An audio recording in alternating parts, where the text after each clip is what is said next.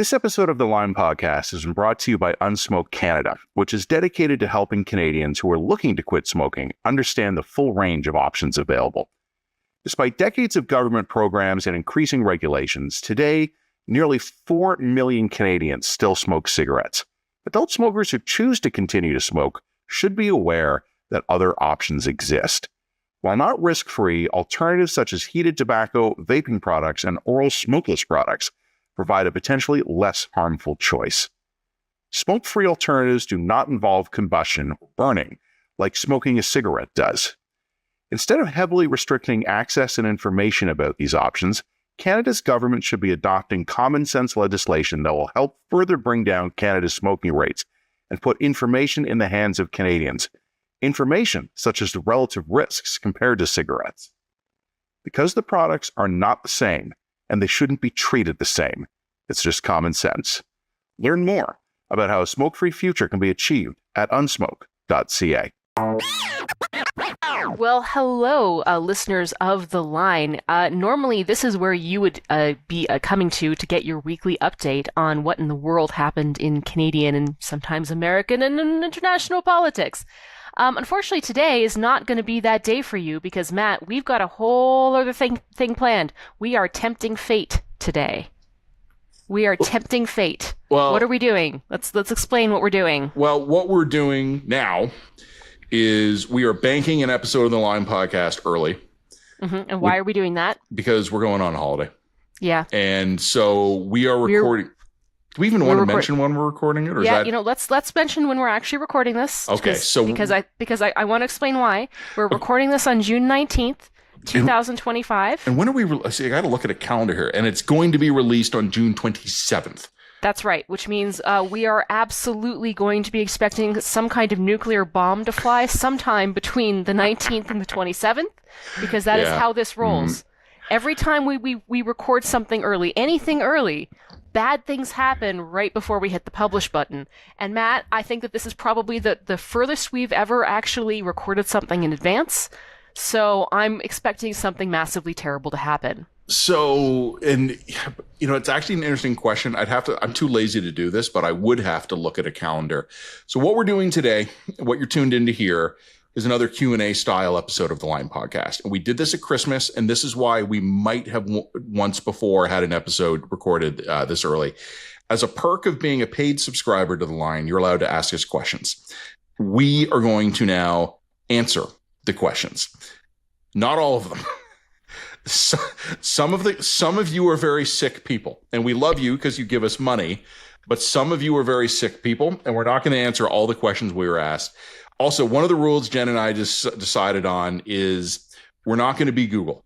So some of you sent us questions that were very earnest, and we welcome them, but it was basically asking us to look up something for you, and we're not going to do that. We have over 100 questions came in. And actually probably more than that after I deleted all the freak ones. We're going to answer questions about politics. We're going to answer questions about ourselves. We're going to answer questions about the Line. And we're going to answer questions about other quirky, fun things. Because people sent us just some genuinely fun, quirky, thoughtful questions. But we're not going to reveal the gossip about other people. And a few of you asked me to do that. We're not doing that.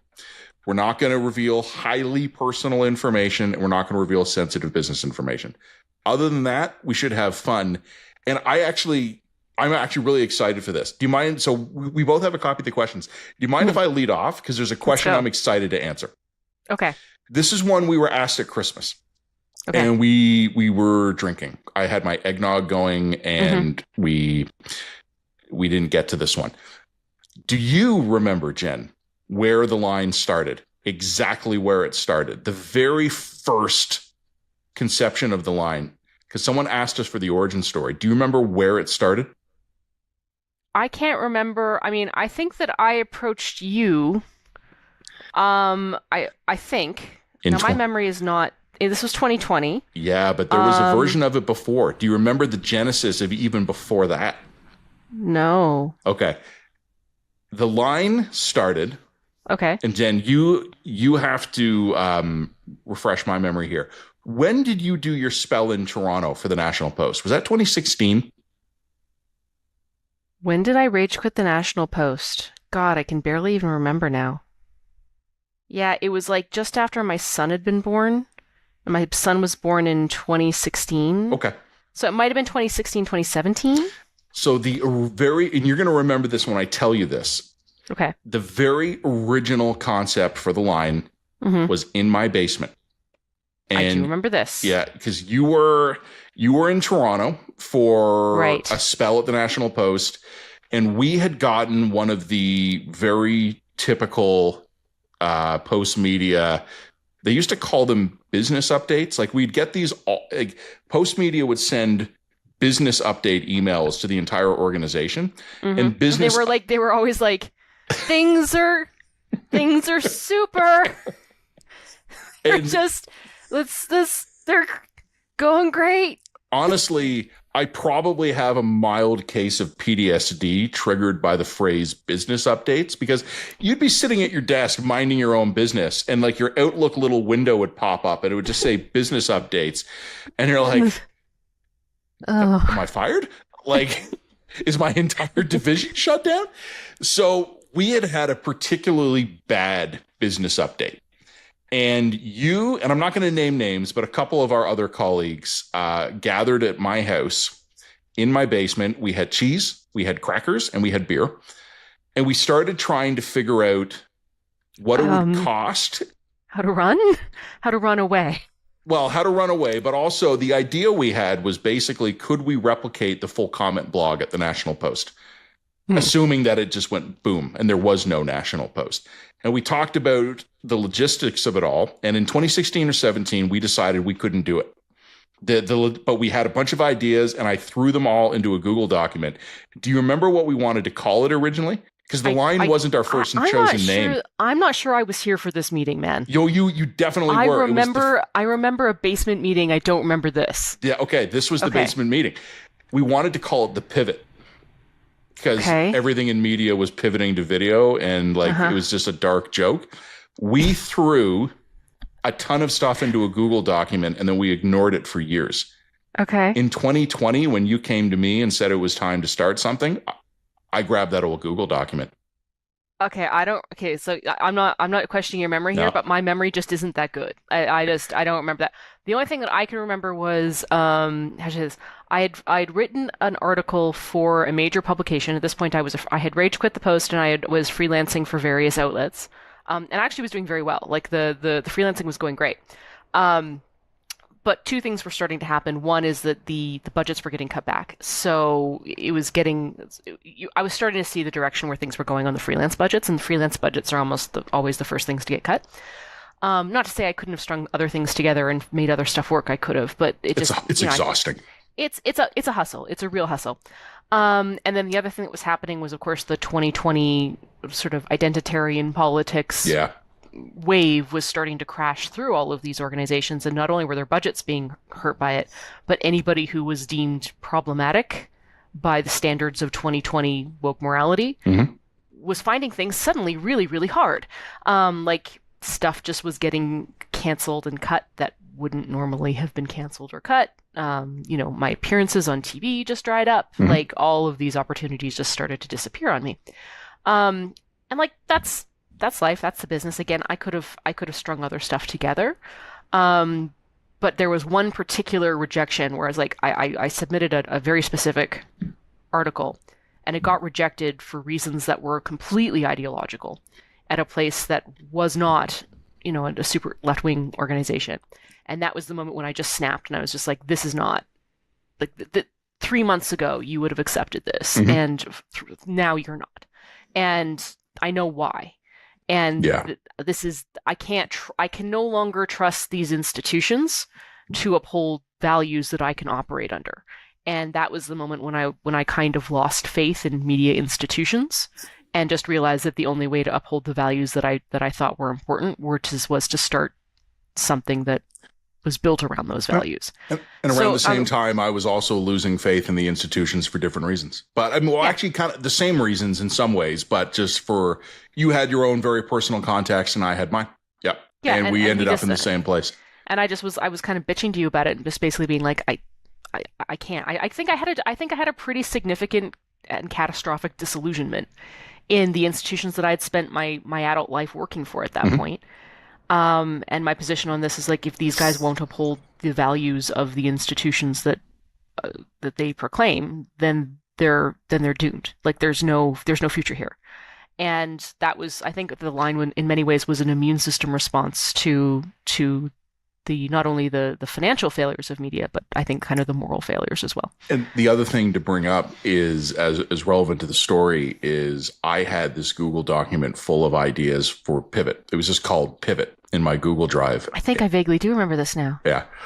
And one of the things we had figured out is we had come up with an approximate budget to pay for ourselves, an approximate budget to pay for a robust roster of freelancers, but we didn't know how much certain other things would cost, like platform hosting, mail distribution, things like email distribution, things like that. And what changed between when we had this meeting and when we launched it in 2020 was Substack. Substack, yeah. And then remember also there was a whole other side origin story around Substack, because Substack tried to recruit me as a writer, like back when I was still working at the Post. And I had a conversation with like the CEO at the time, had a great conversation, and then walked away from it, was like, yeah, well, that business idea is going nowhere. That's doomed.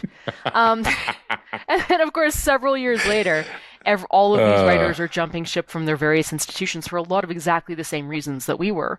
And they were all going to Substack. So we really, I think, caught the Substack wave at exactly the right time. Yep. And we're able to take advantage of it as well. So yeah, it was a combination of different factors. Just, we saw where things were going, where we were. We saw where things were heading up ahead, and we made the jump. A related question, and so that basically is the Line's origin story. And the other colleagues that we had spoken to when we talked about launching it, they're still in the media. They're just employed.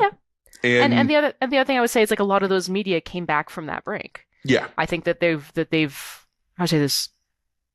I don't want to be unkind they've exercised or unfair, their demons. but like, yeah, they've exercised their demons, I think, is a really way of going about it. Like, I wouldn't hesitate to go back and work for a lot of those organizations now. But I wouldn't have worked for them in 2020, if that makes sense. They couldn't afford you now. Well, now they couldn't afford me is sort of the problem. Yeah. And I mean, one of the other questions we were asked, which is related to this, is the Line's business model working? And we actually got an absolute ton of questions about the Line as a business. But I'm going to state the obvious. I'm not going to give detailed business answers on a public podcast. Like, I'm not going to do that. But I think to the big picture question, this is something Jen and I talked about off the air before we rolled. Does the Line's business model work? Yes. To do the Line. Would the Line's business model work to employ a team of reporters and photographers who could do on the ground local coverage? No, not remotely. And that is what has not been replicated yet. Yeah, that's right. And the thing I would just say is, we are going to be expanding very soon. Actually, we are going to be moving and expanding what we offer, our offerings here. So yes, it is working, and it's working for us, and it's working for an organization that is seeking to be a bit of a niche organization in a relatively small media market. It works for that. I think that we can get up to a place where we have potentially as many as 10 reporters or journalists in some capacity working for us. I can see a growth plan that gets us to that number. I don't see a growth plan that gets us much past that number. That's the problem. But that doesn't mean we can't have a healthy, robust, independent media outlet that is providing a valuable service to the Canadian media ecosystem. It just means that you can't look to the Line as something that can be replicated at scale to replace, say, the CBC or the Globe and Mail or the Toronto Star. Like I don't see how we get there from where we are right now. Now, if we were to start the Line in a totally different way as a mass market publication, and we were properly capitalized going in, I think we could make something work, but it wouldn't fully replicate. Wouldn't look like the Line. It wouldn't look like the Line, and it also wouldn't look like the way that news organizations look right now. I also wouldn't work for it. I think it would be very frustrating to try and do that. It would be an interesting challenge. I think it would be an interesting challenge, but it wouldn't. The model, how should I say this? The model that we have inherited in the legacy media, that is not sustainable. Like, that can't work. I think there is a model that could work, but it doesn't look like what we have now, and it doesn't look like what the legacy media is now. We got two related questions that are very similar to that. and I'm going to kind of condense them. And one of the questions, Jen, I'm going to answer it on your behalf. The question was, what would be your plan for rebuilding the CBC? Well, as it so happens, Jen has written a long column exactly about that. So just Google Jen Gerson, The Line, CBC, and you'll find it. It's called The Conservative Case for the CBC. And it's detailed, and only paying subscribers can send questions. I think that was a paywalled column. So no problem. You're going to be able to access that, and all the answers are there. But someone asked a more basic question, and it's something you and I just stumbled onto there. What does the future of Canadian journalism look like? And I think my answer to that is I don't know. But I think what's going to happen first is what's already happening, and The Line is part of it. And other individuals, like, for instance, Paul Wells or Justin Ling, both friends of The Line, they're examples of this. We have Adam Zivo. He's carving out a niche for himself as well. And then there are things like the National Observer, the Hub, the Orca, things like that. I think what we're living through, and I'm not saying this disparagingly of any of these companies, we're living through a retrenchment of journalism where no one has, other than maybe the CBC right now, no one has the ambition to be a full service shop on even regional or provincial scale, let alone national.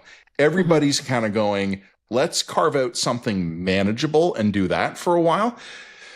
You and I are old newspaper hands, and I get a little romantic about newspapers sometimes, but you were probably never again in your lifetime going to see media, using the term very broadly, packaged in a way where you have a one-stop shop for local news, national news, foreign news, business, opinion columns, sports, entertainment, and diversions, things like crossword puzzles. Yeah, that's over. And it also was nuts when you kind of think about it. It was nuts. But that was where the economic incentives of an earlier era led us. What you have now is all of that stuff still exists, but it exists separately. But wait, who is, okay, so that's kind of true, but not totally true, because what you also have now are what I would call aggregators. So you pop up your MSN sort of main page, and that they've aggregated the best of the content from the various places. Sorry, Jen, are you on fire? No, I'm not on fire. I lit some incense because I'm getting smells from the outside. I'm sorry. This is kind of like... Okay. I lit some Palo Santo, and it's a little bit more smoky than I expected. It's just I'm getting weird smells off the park. Anyway, as long as you're not on fire, it's okay. No, I'm not on fire. I'm sorry, that was a little weird. Okay, so what was I saying? Aggregators replacing newspapers. The aggregators. And the problem is that there's no media company that's managed to do aggregation better, because we don't have access to the deep backend. Yeah. So, for example, the fact that when you open up Edge or Chrome, it's taking you to a landing page, and the landing page, well, the company that's Microsoft or Google wants to be in charge of the landing page, right? So they're going to aggregate their content to their specifications according to their algorithms. And there's no media organization, particularly in Canada, that can replicate the talent of those algorithms. We don't have the tech expertise to do that. So, you do have some aggregators like National Newswatch or whatever that have managed to make a success. Those are very data-focused companies as opposed to journalism-focused companies. They're just the focus and the expertise is very different. So yeah, I think that's right. It's that sort of one-stop shop in one magazine or one newspaper. Those days are probably over. Yeah. That sucks because it was cool. And it sucks, and it was because it was really cool. And yes, we are moving to a more and more fragmentation, more and more niche. And the Line is just sort of leaning into that as opposed to trying to fight it. The Line effectively operates as the op-ed section of a newspaper, and without the newspaper, and we occasionally do reporting as well. Yes. Whereas you'll have something like The Logic, which is now effectively the business section of a newspaper. Yeah, and occasionally they'll do something else as well. And and then The Athletic is a great example of something that is effectively the sports section of a newspaper, and so on and so on and so on. So the content is still out there, but you've got to chase it. And I think the only thing I find actually sad about that, in the old school newspaper days, the sections I would read were all the news sections, the business section, and the opinion section, and usually the sports section. But if I had time, I would go and I would read the arts section. And I guarantee you I was exposed to new and interesting stuff Because it was put right in front of me. And now that the newspapers don't exist anymore, I'm probably not being exposed to stuff I'd find interesting. I don't know. I don't know if that's true. I find myself constantly getting exposed to new and interesting stuff and new and interesting writers and things like that. So, yeah, but yeah, it's I don't know. I can't say it's worse. It's just different. It's just different than it was when we were coming in. Here's a fun one. We just got to adapt to it. I'm going to answer this for you first, and then Okay. I'm going to ask this of you first, and then I will answer for myself. Comes in from a reader, verbatim question, didn't need to be truncated. What was your single most memorable moment in journalism? I can't answer that offhand. I would need to actually get it, like, open up the memory box. No, don't do that. The memory box is full of terrifying things. Do you want to? I have two I can offer. And then that might buy you some time. Okay, I've got one. Okay, go. One. One of my favorite ones. Sure. Was getting leaked the cabinet phone call that ultimately led to the firing of Patrick Brown. Oh, I remember that. You who was then basically the live Ontario blogged it. Yeah, pretty much. Were much. you on the call, or did you get a copy of the call? No, I got a copy of the call. Okay. And I still to this day have not revealed my source on that one. Many Never. people speculated. I don't care. Because, of course, to record one of those calls is very much a breach of cabinet confidence. So it was caucus because they weren't in government, so they weren't cabinet. It was caucus you're right. confidence. Sorry, you're right. It was caucus. You're right. Caucus confidence. You're right. I apologize. You're right. They weren't in government. But it was an amazing phone call because like all of these members of the Ontario conservative caucus were sitting here like, and you could literally hear them getting more and more and more stressed out about this news that was breaking about Patrick Brown. And they were watching what was happening on Twitter and what was happening in social media, and that was pushing their decision-making into panic mode. Yeah. And you could feel it, and you could hear it, and you could sense it in their voices. And then halfway through the call, basically it's revealed that Patrick Brown was in the call listening to all of this, taking notes as everybody was just trashing him and like talking about how he needed to be ousted. It was just like perfect political drama. It was like you couldn't have written it better. It was beautiful. It was almost fictional. It was so great. And then of course I got leaked this thing. I wrote it completely straight. I wrote it like a live blog, and I didn't write it. I didn't put my own spin on it or anything like that. I just completely basically transcribed it, and it was probably one of the best bits of journalism, or the best sort of leaked bits of journalism I've done. That was probably one of my favorites for sure. So I have two, and the second one is more of a category of things than a specific incident. But the specific incident, or more to the point, specific day. This is a trivia point that some people will remember it when I point it out. The day the United States killed Osama bin Laden was the day before Stephen Harper won his majority. And the reason I remember this was because there had been a flash over the news services that basically said major national security announcement coming from the White House. And it was in the evening hours, and I hadn't gone to bed yet. And National Post editors basically jumped on email, and we started we weren't waking each other up, but basically we didn't go to bed. And then Obama came out and announced that bin Laden had been killed. And then some of my fellow comment section editors were still up and awake, and we kind of hopped into our own email and we started writing. Basically, we got to start writing stuff now. Like, there's going to be absolute enormous news interest in this. I didn't end up sleeping at all that night. And then we rolled right into the federal election. So basically at midpoint in the day, we were like, okay, enough bin Laden. Now it's all election. We need to write the Harper majority editorial. We need to write the Harper minority editorial. We need to write the no clear result by press time editorial. And I basically ended up being awake for 36 straight hours dealing with that. So that's a memorable day. The other one, and it's a category, Jen, more than an event, 2 words, Rob Ford. I was not on the front lines of that. I wasn't at City Hall. I was not nearly as exposed as some of my other colleagues.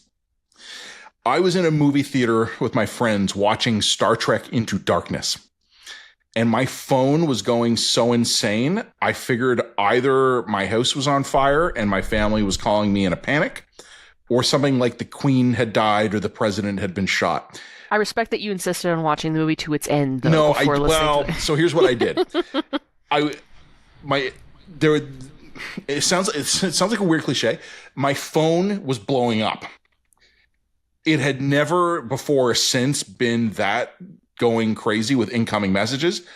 Ding, ding, ding. It was on vibrate because in a movie theater, like other people in the theater were looking around because they could hear this vibrating. So I got up and I left and I went down. I didn't even leave the theater, but I went to the stairs, kind of where you come in and then you walk up. And then I opened it and all I had to do was look at one of the messages. I had never seen the video, but I knew the video existed. That was when Gawker published it. And it was, and then the Toronto Star, which had also seen it, but they'd been sitting on the story. And then they were racing to get it. And the reason I treat Rob Ford as a category more than I do an event is because there ended up being a bunch of other nights like that for years. It just kept going. And I think back to Rob Ford. Okay, so I'm going to make this. We were Rob innocent. Ford. I know. Rob Ford really did sort of, how should I say this, set the stage in a lot of ways for Donald Trump. He was a leading indicator. He was a leading indicator for where things were going. And I think for a lot of, especially for Toronto journalists, I wasn't in Toronto at that time, but like for a lot of Toronto journalists, that was excellent training for what was to come. I don't think it's a coincidence that Daniel Dale wound up at CNN doing fact checking. Yeah, that's right. That's right. Yeah. Who, if anyone, is your journalism hero? Oh, I think Did you have a role model or? Martha Gellhorn was always kind of one of my favorites. Okay. It's very nerdy. I always really enjoyed Hunter S. Thompson. Hunter S. Thompson, I loved I mean, especially before his brain went totally off the rails, I loved his prose. I think probably one of my sort of, one of the things I did when I was first starting out in journalism is I used to sort of read other writers and then mimic their cadence. This was before when I was starting to develop my own voice as a writer. As I would go and I would write, I would read other writers. I would figure out what made them sound that way, and try to mimic the cadence in my own writing. Just to, as a general assignment reporter, I would try to mimic it. So for a while there, I was trying to mimic the cadence of a Hunter S. Thompson, but do it in a way that wasn't going to get spotted by an editor and called out, because I wasn't trying to be artful. I was trying to see if I could do it, right? It was a fun game internally, right? I wasn't trying to necessarily be pretentious. And I know that sounds terribly pretentious. I didn't mean it in a pretentious way. I was literally just playing a game with myself to see if I could do it. Unpretentiously pretentious. I was unpretentiously pretentious. I wasn't trying to be obvious what I was doing. But yeah, so writers that had a really interesting or poetic kind of cadence is something that I really connected with and cottoned onto. Right now, I actually really like Freddie DeBoer. You know, he's like a Marxist, and sometimes he writes stuff that I don't care about, but oftentimes he writes about stuff that I think is really interesting. I'm pretty religious about reading like Andrew Sullivan. I actually quite enjoy Sam Harris's podcasts quite a lot. Anyway, I'm a very, very nerdy sort of. I really enjoyed David French. I've talked about Tim Alberta a lot of his work and his work. So I have a very eclectic mix of stuff, and I kind of go where my interests take me. My answers to this are going to be a bit maudlin. Okay. Robert Fulford and George Jonas. Mm-hmm. And they're both gone now. And it was funny because like George Jonas is just a guy who I thought was the perfect writer. George Jonas, 90% of the time, would be writing about, because of his own interests, whatever the story I was most interested in that moment was. And I realized, even as a reader, that he and I saw the world in very similar ways. But then 10% of the time, he'd write about just something like batshit crazy. He would just write like a completely off the wall column, and it was always hilarious. And then Robert Fulford, when I was hired, obviously, like everybody who was reading Canadian journalism knew Robert Fulford because he'd been a titan in it.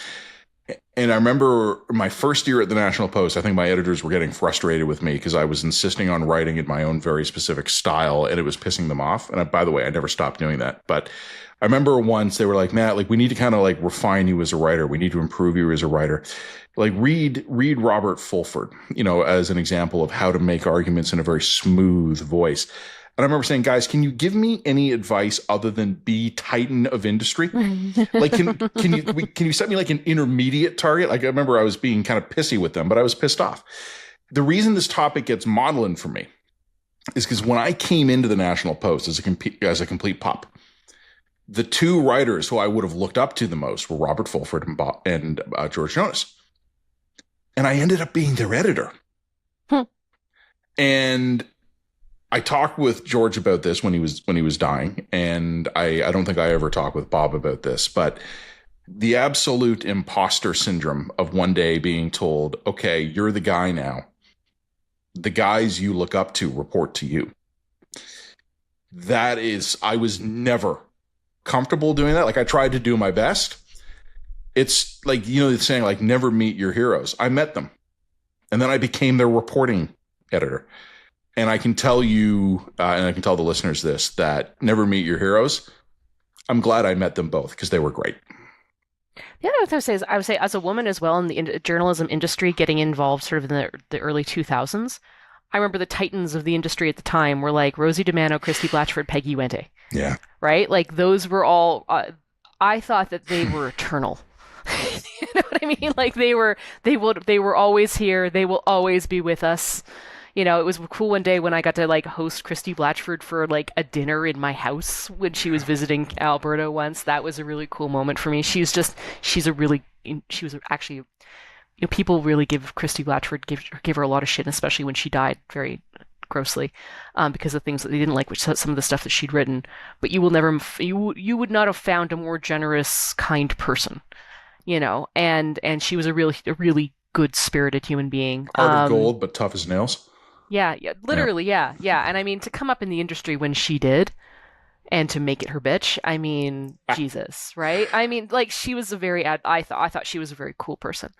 Rosie DiManno, of course, is still writing for The Star, and, you know, I've had a couple of emails with her back and forth, and I quite like her. Peggy's largely retired. Peggy's largely retired, right? But I mean, it was hard for me to picture a time when I was just entering. I was a young little boo boo boo, and like those three figures were like women in Canadian media who had made it and like established themselves, and like the thought of them ever not being columnists was just impossible for me to even fathom, because I was at that point in my 20s and had no concept of time, you know.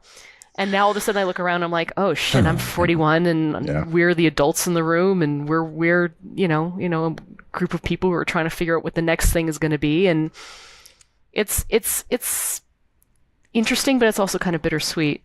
But I think I'm going to ask you one more question on journalism, then we'll drop a like and subscribe break. Except for one quick question that I'll just answer directly.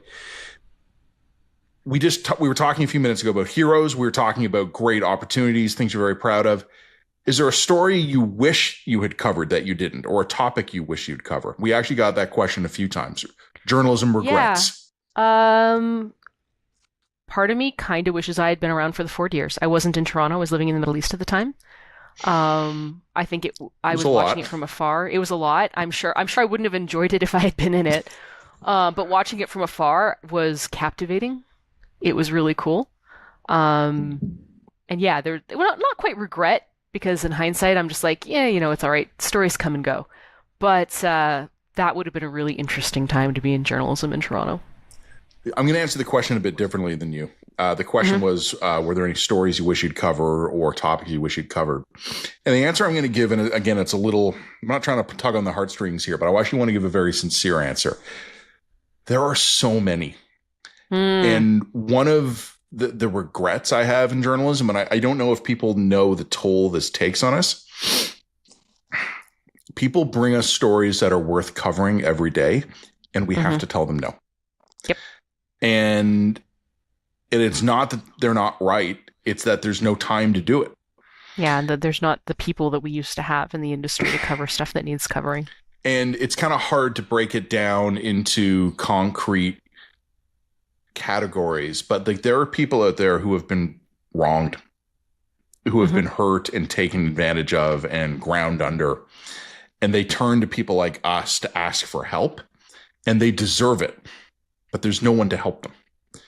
So that is kind of where my regrets are. The people out there who asked for my help and deserved it, and I couldn't give it to them just because there's not enough of me. And that's so that's sad, I know, but that's, it's a sincere answer to the question. Two very simple questions that came in a lot, and I'm going to answer them real easy. And we'll end on this. We'll end this category on this. How does one become a contributor to the line? Email us. Yeah. Like it's honestly that simple. Like people email us out of the blue and go, "Hey, do you want to run this?" And we go, "Cool, yes," or "No," or whatever. But there's no process, and you don't need a resume or credentials. If you have a story you want to tell, email it to us. Absolutely. And it's part of our job as editors to get the writing to a place that will publish. So Yes. even if you have a good story, You bring the story. There are times when people will send us stuff that we can't get to a publishable state because it's not there yet, or it's not fully formed, or it shouldn't be published. Like we don't publish every single thing that people submit. Of course we don't. We have some editorial standards. But if you are not a confident writer, but you think you have a really interesting opinion or an interesting approach, please just email us. And if we can work with you to get it to a good spot where it's something you'll be happy with and that we'll be happy to publish, we will happily do that. And we'll pay you for the privilege. So, just email us. That's lineeditor@protonmail.com. Well, Power's out. Your power went out. We did tempt fate there. I did say terrible things were going to happen. So the people who are listening to this podcast probably haven't noticed any difference, except that Jen would have had to do all the talking at the end of the last segment. My power went out. That's a real challenge for me. We know that I struggle to talk. So people who are watching on video right now will notice that I'm in the dark, lit by my ring light and the glow of my fully brightened computer screen. Probably the power is going to come on again at some point, and in which case I'll be blinded when it does. But Jen, can I just say for all the preppers out there, this is redundancy in action. It took me 3 minutes to get all my backups fired up, and we keep right on podcasting. All right, well done. We know that when it comes to when the end of the world comes and the zombie apocalypse starts knocking on your door, you can trust the line to provide you the latest in weird gossipy bullshit. So the only thing I would add that I wanted to add, because I had two business related questions I wanted to drop in the last segment, and then I got cut off. The last one is, we've been asked many times, do you guys have any events coming up? We don't have anything on the books right now, but I think we know where our next ones are going to be. I think our next event will likely be in Halifax, but we will keep people up to date as we do more. So do we have like the firmed up, because we were going to put this in the spot that actually passed laws to. I think it'll be. I think Nova Scotia got it. Yeah. Okay. Did Nova Scotia get it? Are we firmed up? Are we here? I think so. Yeah. Plus an award plus here. Seafood. Yeah. We'll come up with something. Okay. So like I said, all right. Well, this is. I can get started on the next event then. Once I know that. First category was journalism related questions. Next category is going to be politics related questions. I've broken these, Jen, into 3 broad categories: liberal, conservative, and miscellaneous. Liberal question for you. Will the Liberal caucus revolt because of Mark Carney's leadership style? Probably not anytime soon. I'm going to channel Margaret Thatcher here. The caucus is not for turning. And not only that, but the caucus is weak, and Carney is strong. He's got good approval ratings. He's just saved their collective bacon. These people are not sort of, as we noted with the term Garumba repeatedly over the last 18 months. This is not exactly like a caucus filled with strong, personalities. Like I don't know. What's the word? Weak is the word I'm looking for. They're weak. For a time, we were using the phrase "gormless weasels." Yeah, gormless weasels. That's right. I don't think their fundamental nature has changed. Me neither. So no, I don't think they're going to revolt. I think they'll be passive aggressively bitch about it on they'll leak. Twitter, and they'll leak. Yeah. But we'll see how Carney handles that. But no, I don't think they actually have the ability to organize against him in any meaningful way. They didn't have the ability to stand up to Justin Trudeau. In his stop 10th and consider that. Yeah. Stop and consider that for a moment. Related question I think we can address very briefly is, when will the Liberal government fall? Look, events are events. It's a minority government. Maybe events come up and the stars align and the opposition brings them down. My gut feeling, Jen, is that this Liberal government is going to fall when Mark Carney decides he wants another election. Yep. I think that's probably good. Yep, I think that's right. Certainly not in the next year. So here's a big question, and we can answer this in a couple of different ways. I think this question was maybe a bit forlorn. Why did the voters give the Liberals another chance?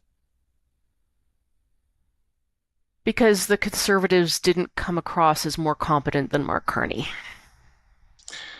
Yeah. I don't think this was a question of them giving the Liberals another chance. I think this is a question of Poilievre, Mark Carney, who looks like the better bet in a time of crisis, and they went Mark Carney. Yeah, I think that's basically correct. And I think as well,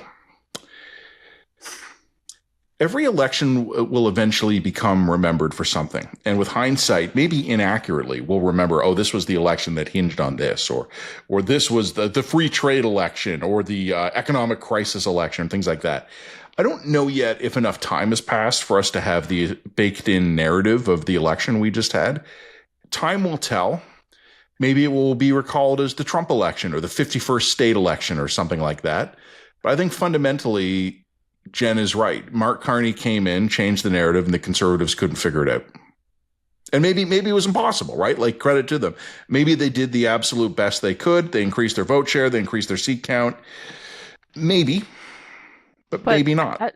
I will also point out, I mean, Poilievre's numbers are continuing to tank dramatically after the election of Mark Carney. Yeah. Now I'm not surprised by that, though.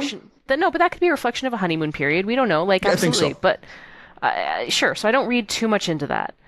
And I think we're gonna have more questions on that one later on. So maybe I'll keep my powder dry. Yeah. But Carney hasn't had real pushback yet. Like, he hasn't had the first crisis of leadership. But he also hasn't really cocked up yet either. And in fact, everything his early the early returns on his vibes alone are very good. Yeah, you know what I would say, and someone had asked me this recently in a different context. What is your review so far of Carney? And my response was, so far he's competent, and competence doesn't necessarily win re-elections, but it might avoid catastrophe for a time. And there was a related question, Jen, and this one was for me explicitly. I would say competence is going to win the next election. If Carney can actually follow through on his agenda, if Carney can continue to come across as competent, and if he gets anything done. I wouldn't underestimate the ability of the Canadian voter to vote on charm. Okay, but fortunately, charm isn't on offer. So. No, I agree. Assuming the current roster of leaders, you're probably right. Carney competence could win, but a different Conservative leader could outflank Carney. It's possible. I'm not betting on it. Who? But Where's the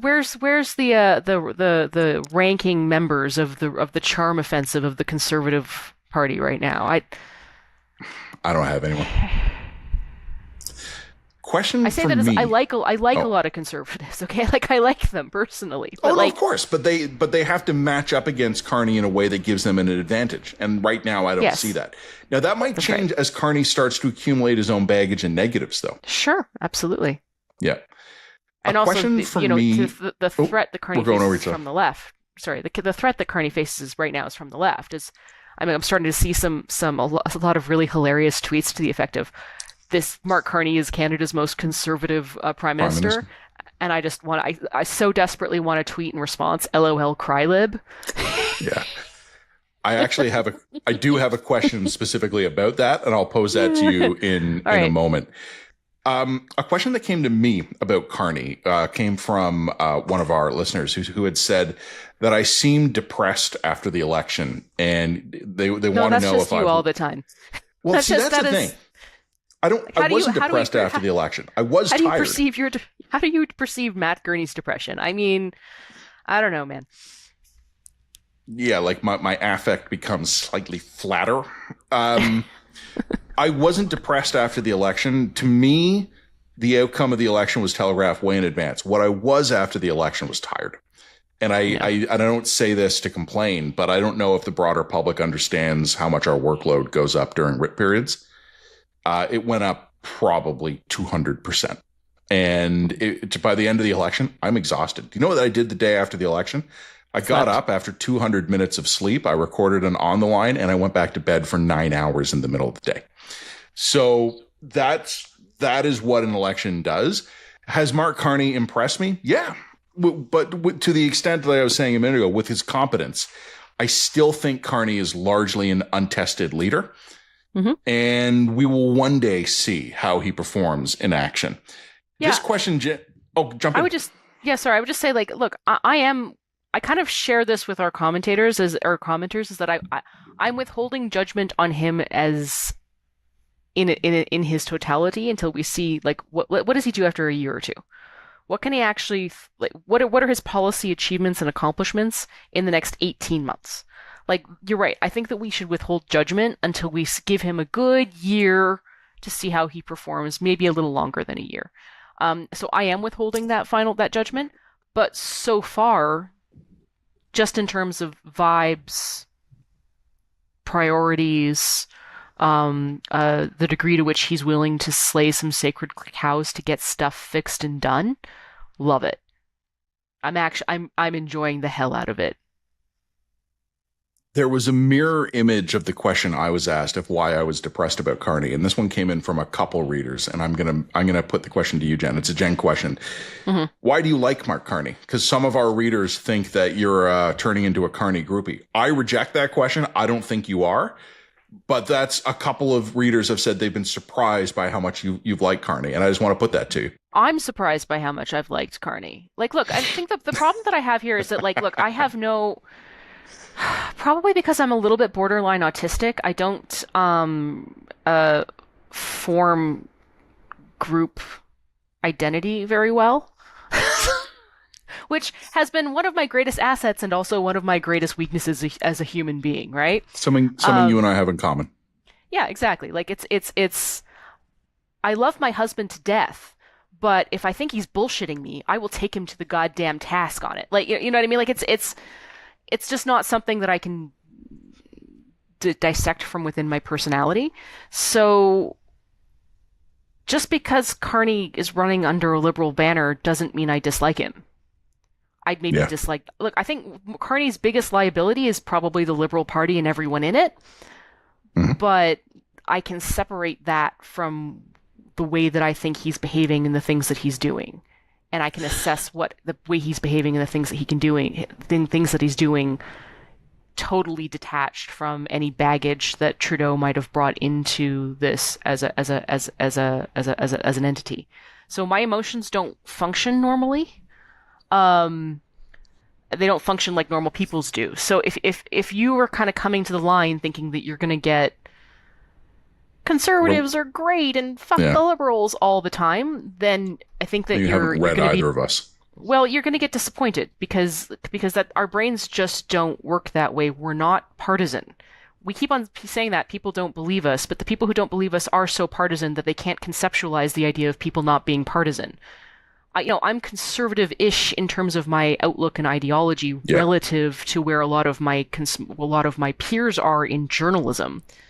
Mm-hmm. That doesn't buy the Conservative Party anything.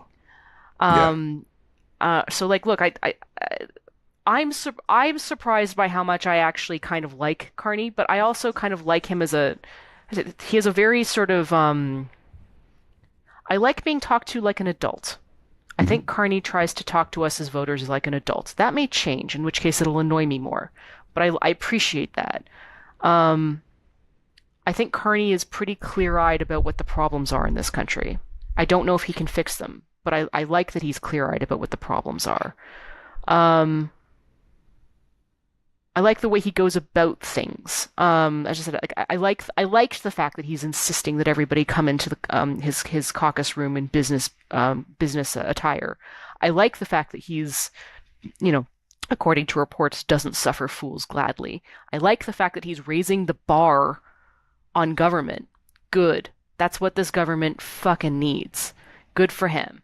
Now, that doesn't mean that he can perform. It doesn't mean that he can overcome the baggage of the Liberal Party, and it doesn't mean that I'm not concerned about some of the people he's surrounding himself with. I think there's a very good chance that the Liberal Party will drag him down to their depths. But so far, he's giving me the impression of a guy who gets it and actually sincerely wants to fix it, and I respect that. A question from me, I think, Jen, more than you, but you might have an opinion on this, and it's related to what you're talking about here on Carney. One of our readers asked me, will Carney pursue a sensible gun control policy, or will he continue basically throwing red meat to the base with the same kind of bullshit that Trudeau is doing? And my gut feeling, and you may disagree on this, I think he's going to continue the bullshit. I noticed this during the Liberal election.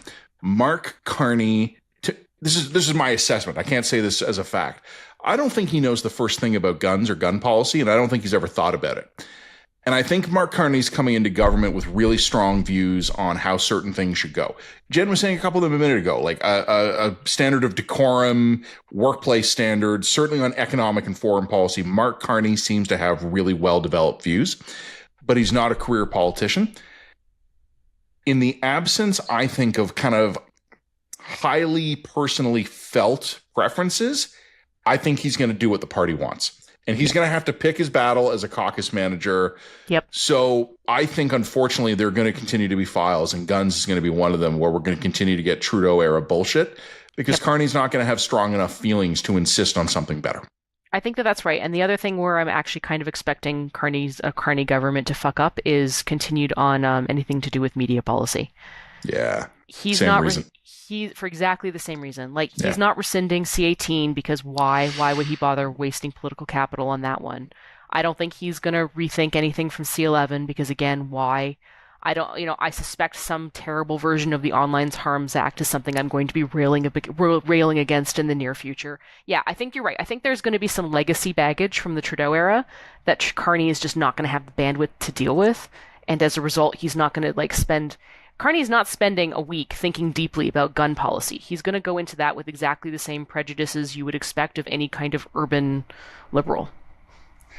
I think that sucks, but I think it's a reality that no one man can have deeply held views on every policy issue a federal government is going to have to pursue. Yeah.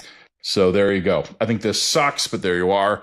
So there's a couple of questions I definitely want to throw at you here.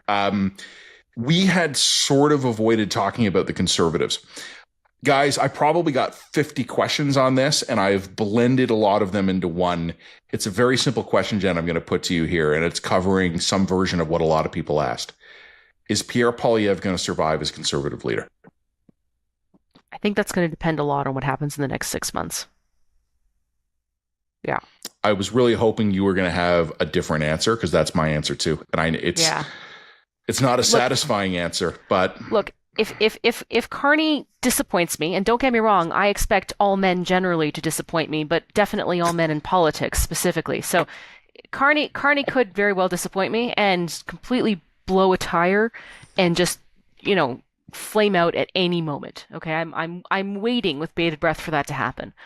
But in the absence of a really catastrophic blowout of that nature, he's going to have a pretty extensive honeymoon period to try and get stuff in order.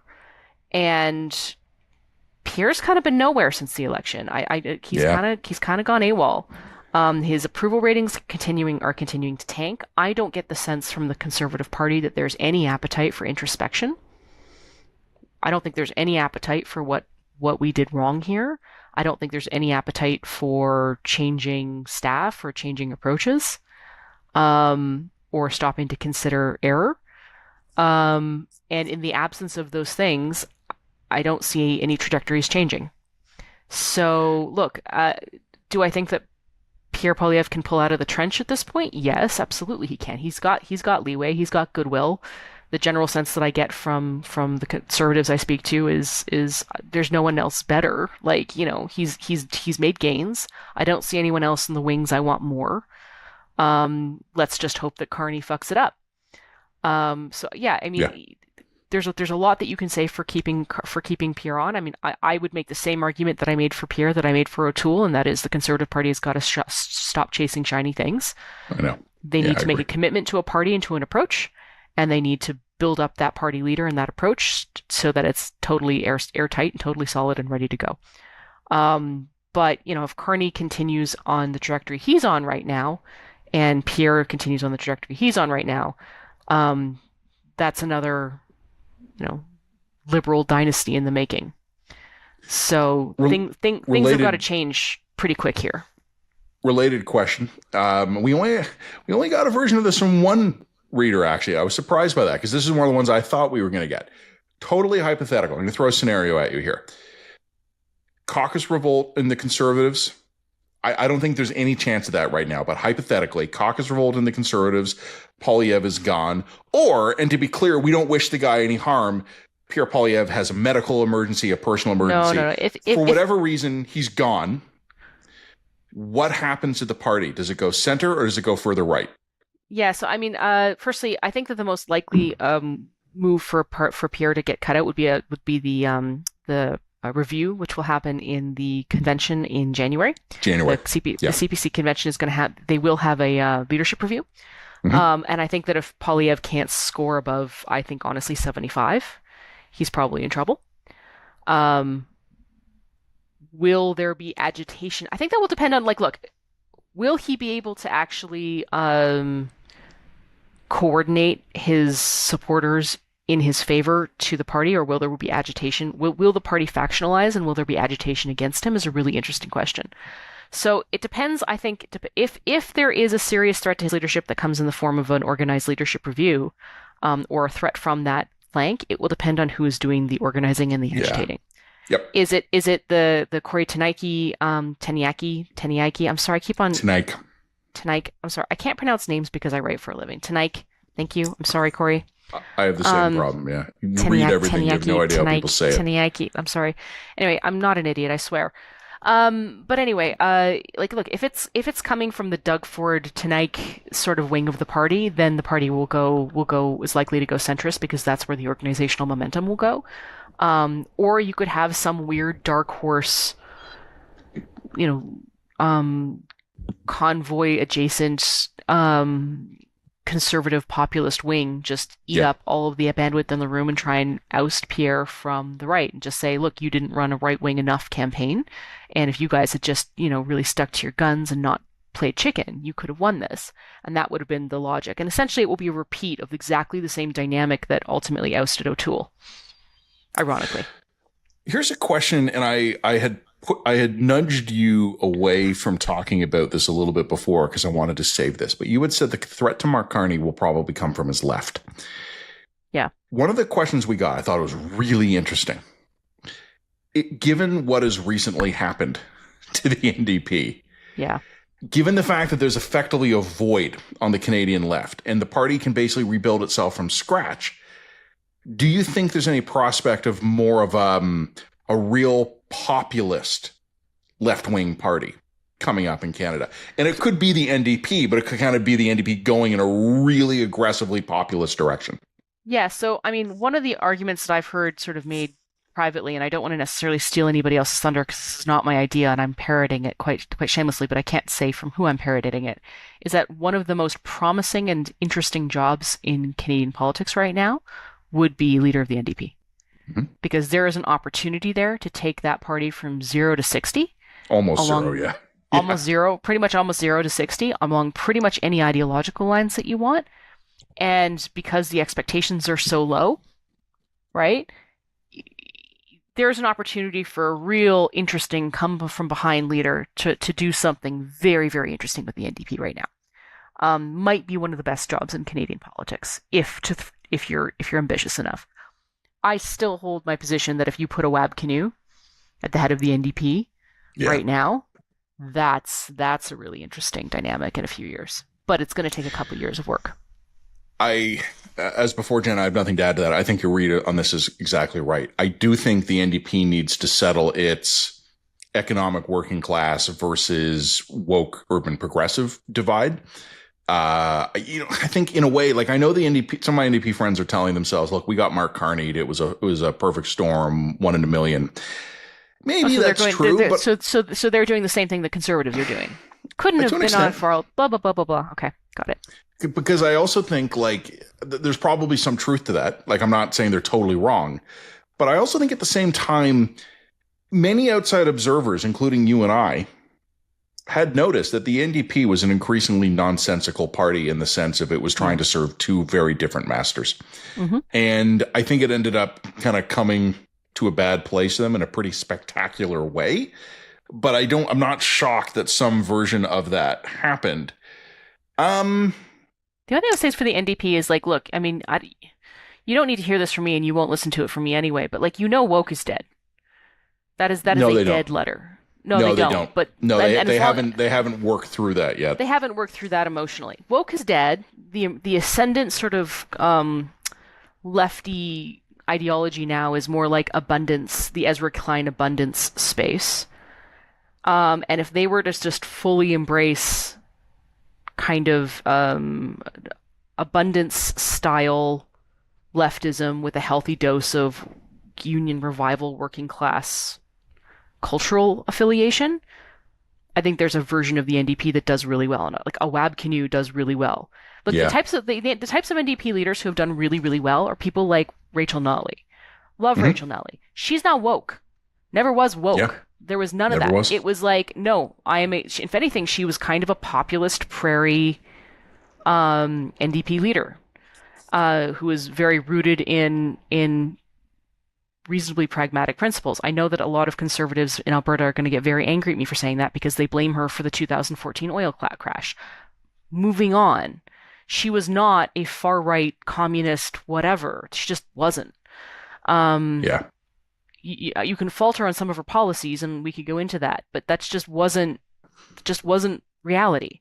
So I think an NDP leader that sort of follows those lines, that has an ideology, it's like, we have to be wealthy so that we can create the social safety net that we all rely on, and is way more focused on working class values and family values within that context, could do really well. One question, Jen, I think this one was aimed at me, and then we can put a pin in politics. I'm actually kind of excited for the third category we're going to do, because this is kind of oddball, weirdo questions, but I think we're going to have some fun with it. But one politics question that came to me, and it was a two-part question, was, are you confident we're actually going to hit 2% on defense? And are you confident we're going to have a much more capable Canadian Armed Forces? Yes, I'm confident we're going to hit 2%. I do think we're going to spend that kind of money. I am not totally confident that extra money will cycle its way through the bowels of the Canadian bureaucracy and result in a much more competent Canadian Armed Forces. I'm hopeful, and it won't hurt, but spending more money and getting better results is not a guarantee I make in the Canadian context. So that's it. That's our politics section. I have a very funny, slightly TMI question. We'll start off the third segment when we come back. Jen, did you remember to do a like and subscribe break while I was wallowing in the dark? I didn't. Okay. I didn't remember that. Now is a great time. www.readtheline.ca. Like and subscribe. Well, I'm still in the dark. Man, are my metaphorically and literally? There you go. I got to say, though, like, I'm reasonably confident my wife isn't going to listen to this podcast, so nobody tell what my wife what I'm about to say. I've invested things in like redundancy over the years, and she always rolls her eyes when I do it. Mm-hmm. Well, look at me now, podcasting with no power. This is why I spent that money. All those power packs came in handy. All right. There was a question that came in, Jen, and this is, I'm not saying this to be sad, but it was just a question that made me laugh, and I think you and I can both have a laugh at this. The question that came in was, you guys work very hard. You put out a lot of content, and you're doing it in very difficult times. How do you avoid becoming overwhelmed? And I laughed because I reject the premise of the question. We do not avoid becoming overwhelmed. We absolutely get overwhelmed here at times. And there are days where you or I need to just clock off. Normally, we're pretty good at managing a handover when I need a day off or when you need a day off. But I don't know if any journalist in the country right now is successfully avoiding being burnt out. Yeah, I don't know. I also feel like journalists self-aggrandize a lot. Like, we treat ourselves like we're like so important and so crucial to democracy, and like this is the highest vocation possible and blah, blah, blah. And like, There's some truth to all that, and what we do is important, and I don't undermine it. But at the same time, do your job. It's a job. Do you think I'm not mining coal? Yeah, I'm not mining coal here. Yep. Like, do you think that plumbers don't get overwhelmed sometimes? Or that, nurses don't get overwhelmed? Paramedics don't get overwhelmed? I mean, like... they manage. And a lot of them also deal with burnout and mental health issues as a result of that. But you know what? They don't do their job, people die. I don't do my job, an article doesn't go out today. Yeah. I'm capable of understanding my role in my job in society and putting it in context and perspective. And being overwhelmed by the news, like reading the news is not being the news. It's not the same thing. So I think that most of us who succeed in journalism, I mean, my first job in journalism was at the Toronto Star's radio room, which was a job that literally was a 24-hour job, paid my way through school because it was a union rate job. And, you'd sit there for 8 hours a day and you'd listen to the police and radio scanners. And it was the police scanners and this is back when before everything was digitized, right? And so, someone would get murdered and then you'd call up the assignment desk and say someone got murdered. And then you'd have to call the families of the victims and try and get them to give you a photo. And it was in times a really, really brutal job.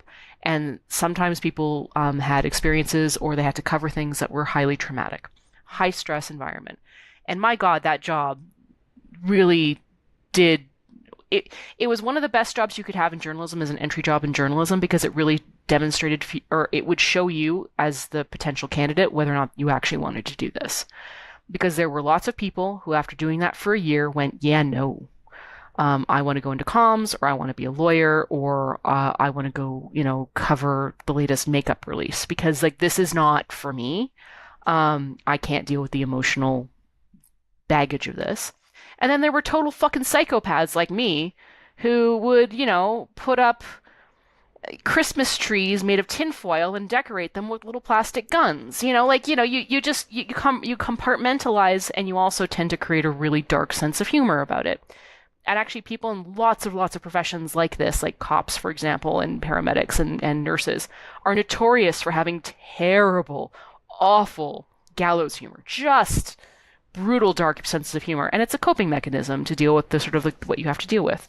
So on one hand, yes, I mean, there's a degree of compartmentalization and coping skills that you tend to develop around jobs where you're constantly exposed to human suffering. But also, I really hate it when journalists self-aggrandize and get high on themselves, because let's be clear here, we're covering the suffering. That's not the same thing as actually being on the front lines, treating the suffering, dealing with it, or coping with it in a first-hand way. It's something we have to be careful of, and it's something we have to be conscious of, and it's something that I know journalists who have substance abuse issues as a result of some of this. It's a problem, but also everyone gets overwhelmed, man. Everyone gets stressed out. Everyone gets burnt out. You are not a magical special snowflake in the world. You deal with it. You deal with it. You just deal with it. It's a job, man. I would answer I endorse everything. I agree with you entirely. We absolutely, as a class, get high on our supply sometimes.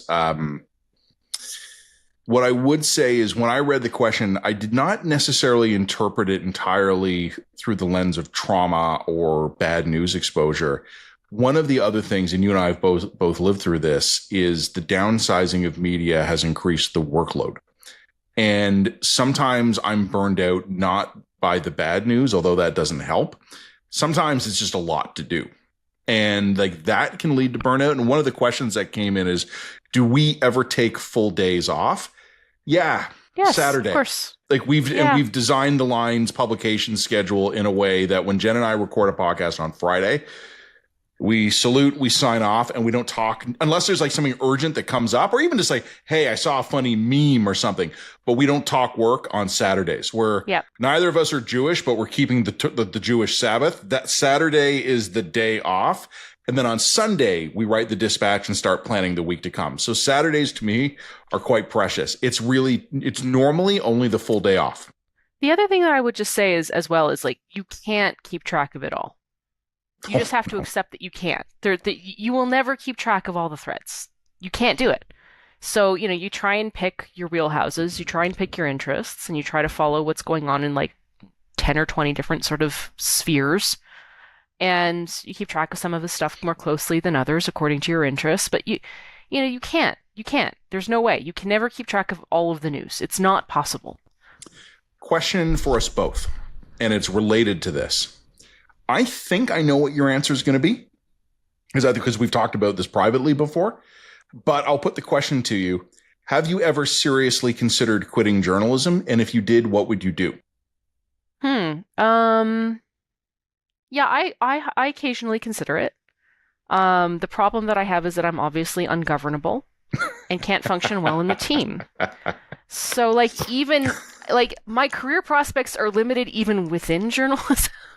Yeah. You know what I mean? No, I'm actually giving myself too hard a time. I'm actually a very pleasant human being. But yeah, I occasionally think well, what else would I do? What else could I do? And usually my answers I would go work in a garden center. Yeah. I would be I'd help people plan their gardens. I think sometimes I could be a really good interior designer. That would be cool. Yeah. Would I ever consider going into politics? No, because I think that I would be miserable in politics. I think that I would just be so unhappy. There are maybe some staffer jobs that could interest me in the right circumstances, maybe. The problem is that I don't have any particular craving for power's sake, so there's not a lot of there for me. I could see myself doing something totally off the wall, becoming a host for a paranormal researcher show. That would be kind of fun. That'd be great. Yeah, so I don't know, there's all sorts of things I could do. So the question, have you ever considered? I came so close to quitting. I was deep into negotiating the details of another job because I was very fed up with where I was in journalism. And the only reason I'm here today is because a totally different journalism job came out of the blue. And I was able to kind of get the change I needed. I was able to get a change of scenery, a change of pace, but I was able to stay in journalism. And that's, that set forth a degree of, oh, that's a beeping alarm. I guess the power's coming back. That kicked off a series of other life opportunities that allowed me to stay in journalism. But if things had gone I'm going to turn that alarm off because that's annoying. If things had gone very subtly differently, I would have quit. And I was looking, Jen, at the very traditional for a journalist career path, which was go into a comms firm. And I don't know if I would have lasted long there, but it could have been a bridge to a different life. And to the hypothetical question of what else would I do, there are basically three options. My family, extended family, has business operations. I could have gotten into one of those. And I'm saying that very hypothetically because I don't really know what the hell I would have done. But I would have been able to go to people and been like, I don't know what to do with my life. Do you got anything I should be doing right now? That would have been one path. Another path, I love writing. I don't know if I'd ever leave writing entirely. Could I be writing fiction? If I could monetize it, I'd love to do that. Mm-hmm. I could see you writing war fiction or something. Sure. Yeah. If I could monetize Star Trek fan fiction, you would never hear from me again. I would just be gone. Years and years and years ago, a friend of mine, and we were in our cups when we had this conversation. He said to me, do you ever think about quitting everything and opening a food truck? And I hadn't until that exact moment. I'm not a great chef by any stretch of the imagination, but I'm a pretty good cook. Mm-hmm. And those are different skill sets. I would never be able to be a chef, but I could run a diner. So it's just, you know what I'd be great at, Matt? What? You know what I'd be amazing at? You know what would be the best career path for me you could possibly imagine? It's probably not Star Trek fan fiction. So where are you going with this? Diplomat. You know what? You would be the diplomat they would send right before the bombing campaign began. Yes. It's like, okay, we've tried the nice thing. It's like we're going to send in Gerson. We're sending Gerson into Kyiv. Yeah. And if that doesn't work. Gerson in her Persian and her Iranian posting. It's like, okay, look, we've tried the soft touch, but we're going to send Jen in. She has 24 hours and then the bombing begins.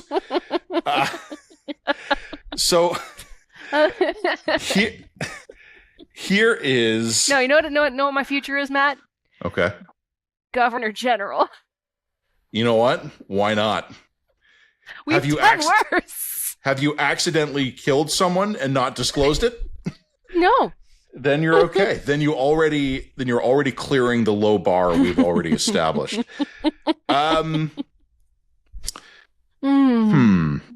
Perfect. Here's a really fun question we can answer very quickly. Very quirky. I know right now a lot of Canadians are not traveling to the United States. What is the favorite state you have visited? Ooh, I haven't visited nearly enough states. I have soft. I like California. California's a great state. That's a controversial answer. Well, is it though? Because no, it's I really love the fact. No, it's. I know, right? But I love the fact that you have all of the biomes basically, or not all the biomes. You have a ton of different biomes in California, right? From redwood forest to salt flats, right? You got it all there. Really cool cities, just fun cities, cool people. I like California a lot. So, even though I am currently not inclined to visit the United States, the first time I was ever in Boston, it was the first time in my life I'd ever felt like this was another city I could live in. I'm not naturally a city guy. And even though I'm from Toronto and my career has closely identified me with Toronto, I could happily live in a place that was not a city. But if I'm going to live in a city, I could never imagine myself living any city other than Toronto until the first time I went to Boston. And there was just something about being in more the historic quarters, not the financial district. I've explored all of it now. I've been to Boston probably a half dozen times. I love Boston and therefore Massachusetts, but I really like Georgia. I've had a couple of different opportunities to be in Georgia for very different reasons and very different things. And I really like it. So I like the climate. I like the food. I like the people. I love the history. One of probably the best guided historical tour I ever had ended up being me and a young black man who was a tour guide. And basically I had gone to see one of the plantation sites in Georgia. And this guy's job was basically he kind of said, depending on the day, he would either do historical tours or garden tours. Because it was these plantations, it sounds awful because the history is so terrible, but they're beautiful. And he basically was trained. That's why they're great wedding destinations. Yeah. We were talking about that. So I basically showed up and the question was basically, hey, do you want to do a garden tour or do you want to do a historical tour? And there were enough people there and there were enough guides there that basically a whole bunch of people chose the garden option. And a very, very small group of us wanted the historical tour. And there were enough guides. So one guide took off the garden group and it was me and this young man. I talked to him. He was a university student, a history major, who basically was paying the bills by doing historical tours of a local plantation. And his own family roots went right back to slavery hundreds of years ago. He was hands down the best tour guide I've ever had. And the conversation we had was incredible. I love Georgia. I love the people of Georgia. I love the history of Georgia, even the dark parts. It's fascinating. The pie, thumbs up. Fresh peach pie. Can't do better. So Massachusetts or Georgia. What is one news article you've read that has stuck with you ever since? Oh, you're asking me to pull up details from the memory bowl box again. Would you like me to go first so you can buy time? Yeah, you can go first. It was a couple of years ago, and I think it was in the Atlantic. I would have to confirm that. It was an article where a reporter did an incredibly deep dive, and I think it was for the 20th anniversary of September 11, where she picked one victim and did this incredible deep dive into their story. The story of how they died on 9/11, how the family was, where the loved ones had moved on to. And one of the things that was discovered during the deep dive was new information that it didn't totally change the family's understanding of it, but basically the reporter with all the hindsight was able to find other witnesses, and it slightly changed the family's understanding of how their son and brother and fiance had died that day. And I remember reading it, and when I started to read this, I was kind of like, I'm 9/11'd out, which is sort of a horrible thing to say, but I lived through it. I lived through the aftermath. We all remember the post 9/11 era. I didn't really feel like I needed more 9/11 content in my life, but this article was one of the best written things I've ever read. So that, for me, that's the one that I think back to. If I ever write an article as good as that, I could retire. Okay, so the one article that sticks with me, and pretty much anything that involves kids getting hurt haunts me. I especially since I had kids in myself, I really struggle with. I don't think I could go back to general assignment reporting today and cover kids getting hurt. I don't think I could psychologically handle that. And I admit that even as I've just had my do your job journalist rant. So like I'm acknowledging my own hypocrisies and limitations here. But the one I think a lot of people will say this is that it's the New York Times article that they wrote about the parents who leave their kids in the car accidentally and the kids die. I remember that. Yeah. That broke me a little inside. Some of, and I'm not going to go into the details, but related to that, we've already talked about Christy Blatchford. Some of Blatch's stories from the Tory Stafford murder trial, they're in my memory, but they're in a special vault of my memory that I have locked the door to. Yeah.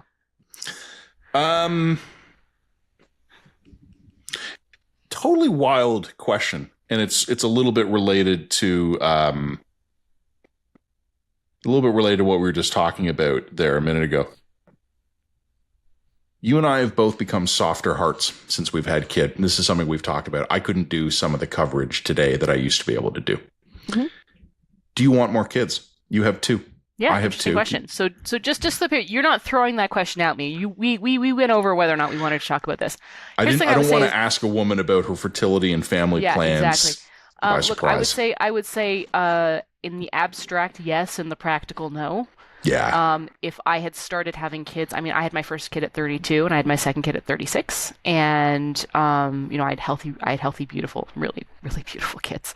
They're really cool now, and they're just at the age now where my kids now are like 8 and 5, and we're just at the age where we're getting okay. These people are getting cool. your life back. But we're getting my life back, but it's like a better life than the life I had before, and they're really cool little people now. Like they've got their personalities going on, and like I like spending time with them. I want to do stuff with them.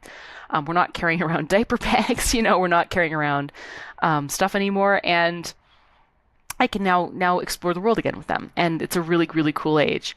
And if I had had my first kid at 27, probably would have gone for the third. But at 41, it's a hard sell to be like going back to diapers now. Oh, it's like, You know what? A member of my family had a 10-year gap in kids, and it's incredible in some ways because the older kid is able to enjoy it so much more and participate so much more.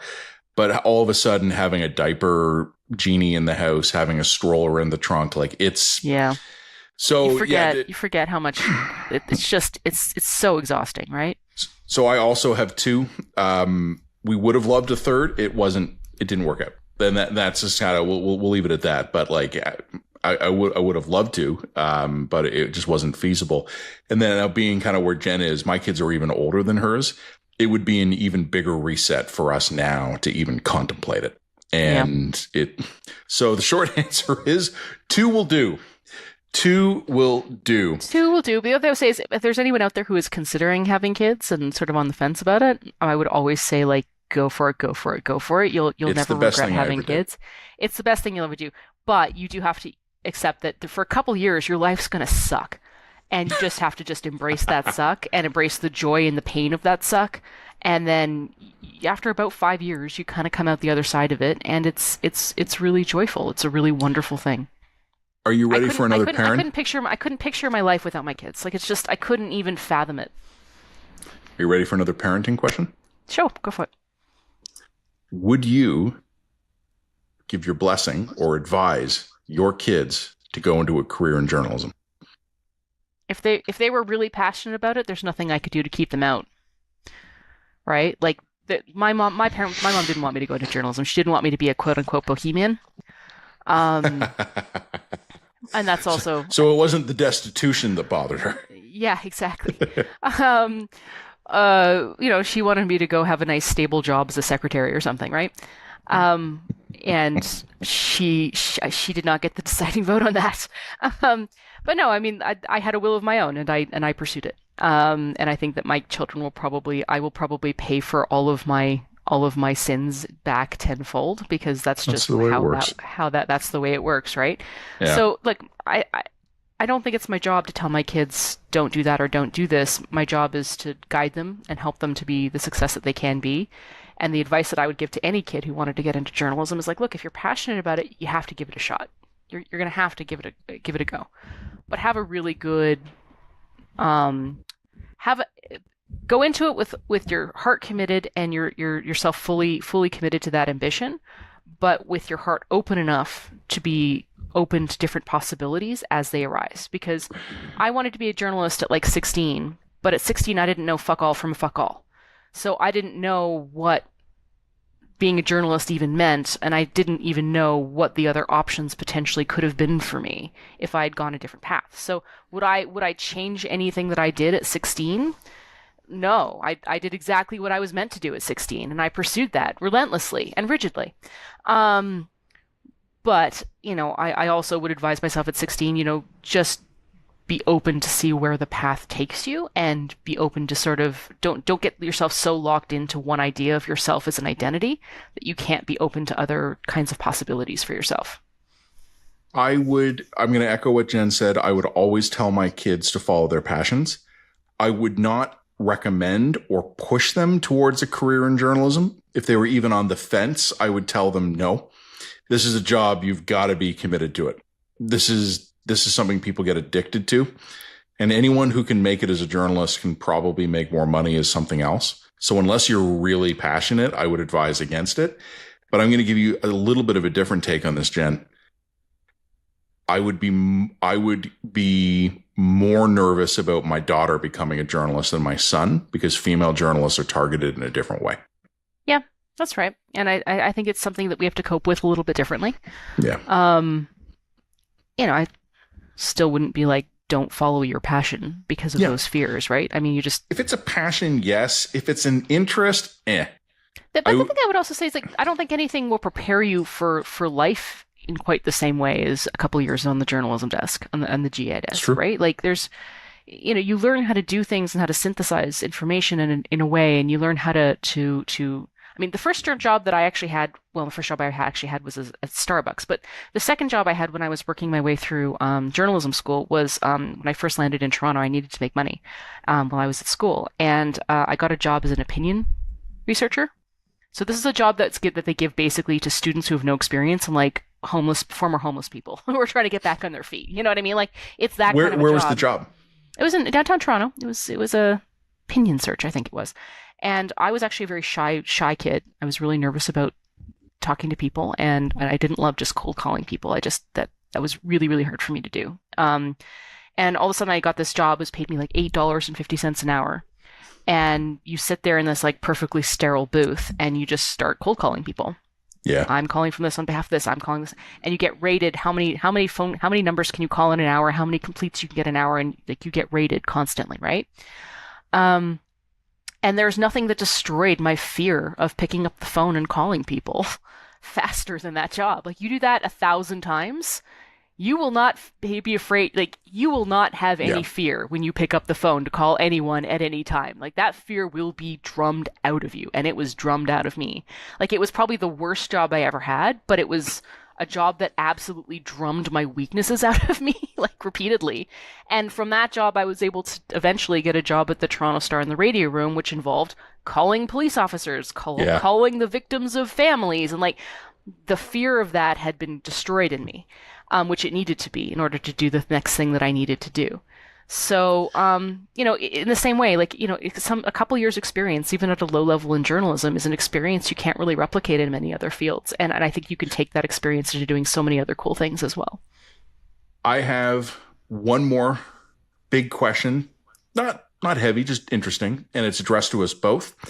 And then I have a question addressed specifically to you, and it's right up your alley. And then I have one I will end on from me. The world is a bit of a shithole right now. Is there any place you really want to travel to that you haven't been able to? That I haven't been able to? Yeah, I would say Iran actually would be on my list.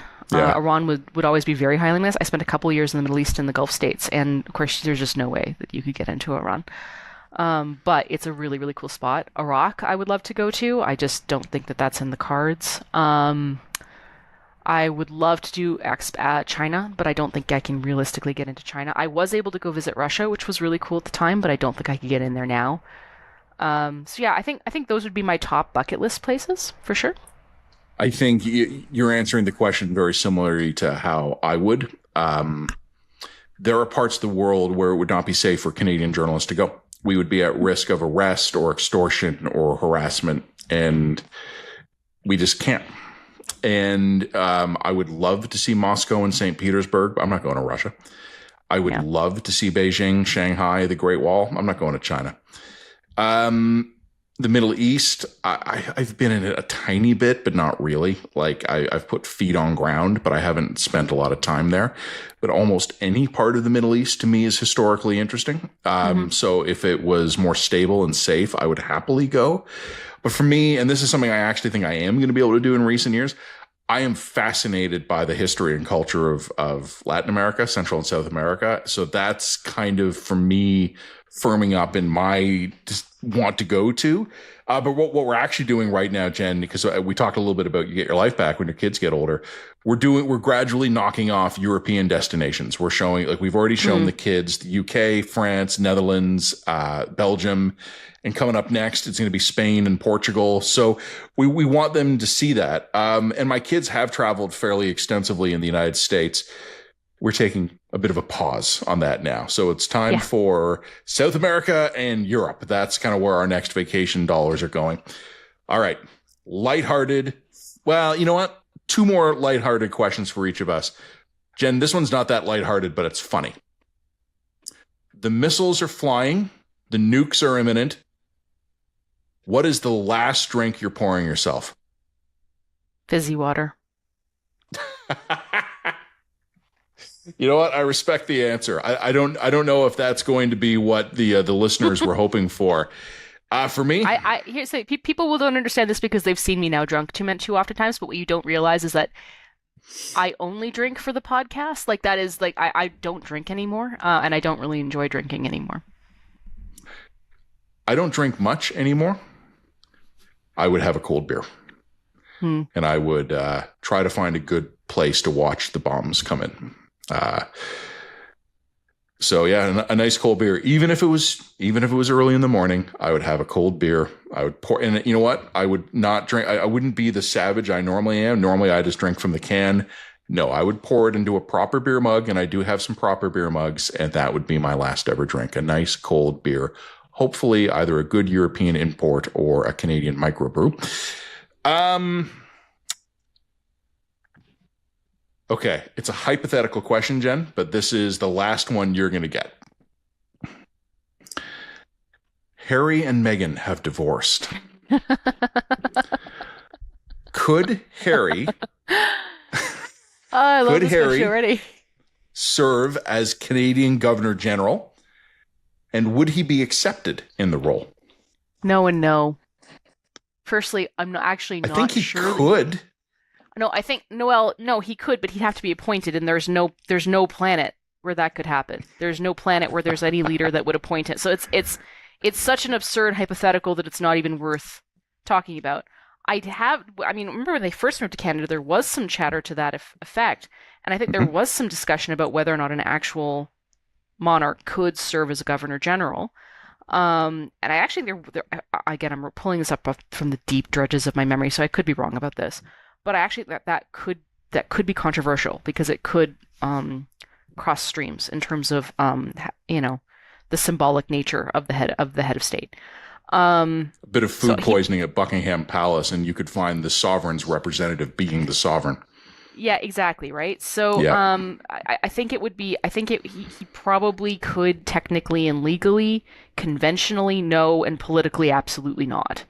Yeah. For me, very simple question. What is your absolute favorite line from Star Trek? The readers, they know me, Jen, and they love me. Okay, there's two. There's one I use sarcastically, and there's one I use seriously. The sarcastic one, original series, William Shatner in the Doomsday Machine, saying, "Gentlemen, beam me aboard." And I use that line when I'm growing impatient with people. And they don't always get it because it's weird, and it amuses me to use that line to people who don't understand the reference. But the serious line that I use when I'm pissed off about something, Jean-Luc Picard, TNG, that'll be the day. When someone's trying to put me in a corner, that'll be the day. And that's the line I like to channel. I even have it in GIF form. As always, Jen, we've probably only worked our way through about half of the questions we had. I would note that my power has not been restored, so this is why backups matter. This will air before we take off the first week of July. This will be basically the last you hear from us until the second week of July. But Jen, I think I can speak for us both. We thank all the listeners for the questions. They're fun, except the creepy ones. Come on, guys, stop doing that. But in general, we really enjoy these episodes, guys. We have a lot of fun doing them, and many thanks to everybody who helps make the line possible, including our readers, our viewers, and our listeners.